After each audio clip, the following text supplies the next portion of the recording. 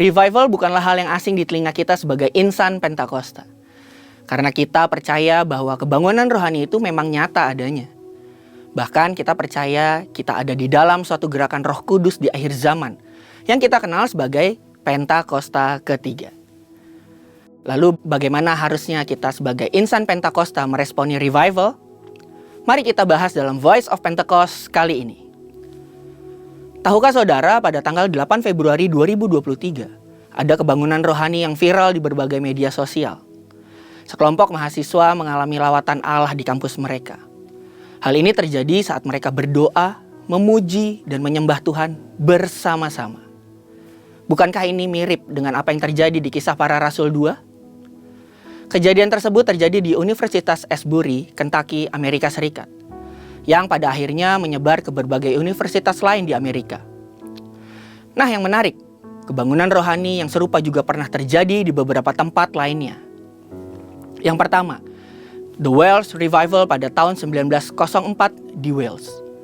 Yang kedua, The Azusa Street Revival pada tahun 1906 di Los Angeles, California. Yang ketiga, The Toronto Blessing di bulan Januari 1994 di Toronto, Kanada.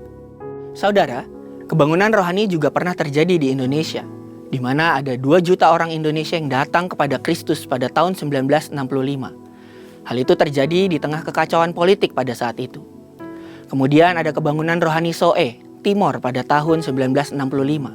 Kebangunan rohani di Nias pada tahun 1916 sampai 1922. Yang luar biasa, lawatan Tuhan masih terjadi saat ini dan bahkan melalui gereja kita. Healing Movement Ministry melalui Healing Movement Crusade yang dimulai di Bandung pada 8 Agustus 2006 hingga akhir 2019 telah diadakan sebanyak 318 kali dan menyentuh ratusan ribu orang dengan kuasa kesembuhan dari Tuhan. Saudara, dalam perjalanan kebangunan rohani global dan di Indonesia, kita memahami bagaimana kebangunan rohani yang sungguh-sungguh terjadi diawali dengan orang-orang percaya merasakan lapar dan haus akan kebenaran, mendorong gereja untuk bersatu dalam doa, dalam kondisi seperti rasa sakit melahirkan, yang seperti tertulis di Yoel 2 ayat 28-29, yang diwujudkan dengan pencurahan Roh Kudus yang disertai goncangan, membawa pertobatan besar dan reformasi dalam gereja dan masyarakat.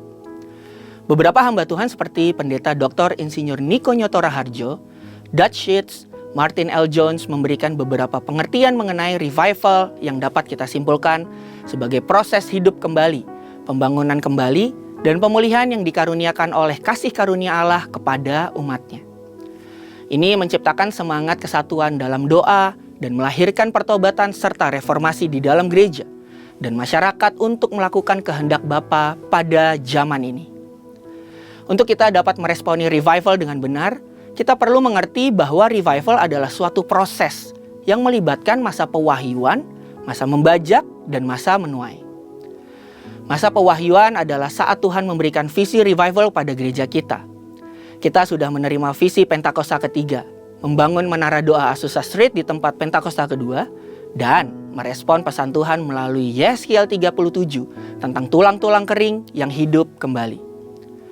Masa membajak memerlukan respons dari gereja dengan pertobatan, pemulihan, dan pemurnian. Gereja harus menjaga api, kembali kepada kasih mula-mula, berdoa bersama, menghidupkan karunia Roh Kudus, memahami bahasa roh, dan setia dalam pemuritan. Masa penuaian melibatkan manifestasi Kristus dalam kehidupan orang kudus, pertumbuhan benih yang mencapai potensi penuh, dan menghasilkan reformasi gereja dan masyarakat. Dari ketiga hal tersebut, kita sama-sama mengerti bahwa untuk meresponi revival, penting bagi setiap kita umat Tuhan untuk sungguh-sungguh sembahyang. Mencari wajah Tuhan sungguh-sungguh, berdoa sungguh-sungguh, memuji dan menyembah Tuhan sungguh-sungguh, serta berbalik dari jalan-jalan kita yang jahat, sehingga pada waktunya Tuhan akan mendengar dari sorga, mengampuni dan memulihkan negeri kita. Yang selanjutnya, ayo terus percaya dan bersama-sama mengharapkan revival untuk terjadi lagi.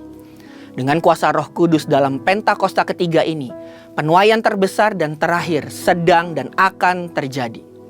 Amanat agung Tuhan Yesus pasti diselesaikan. Saudara, Untuk penjelasan lebih lengkap dari tim teologi kami, silakan scan QR Code yang tersedia atau buka link yang ada di atas. Tuhan Yesus memberkati.